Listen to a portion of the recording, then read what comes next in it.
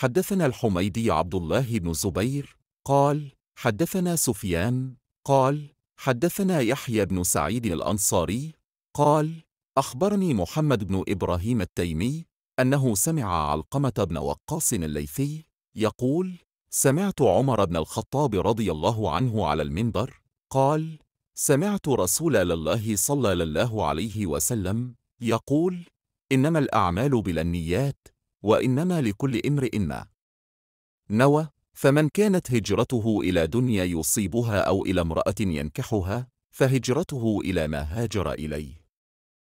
Narrated Umar bin al-Khattab. I heard Allah's messenger saying, the reward of deeds depends upon the intentions, and every person will get the reward according to what he has intended. So whoever emigrated for worldly benefits or for a woman to marry, his immigration was for what he emigrated for.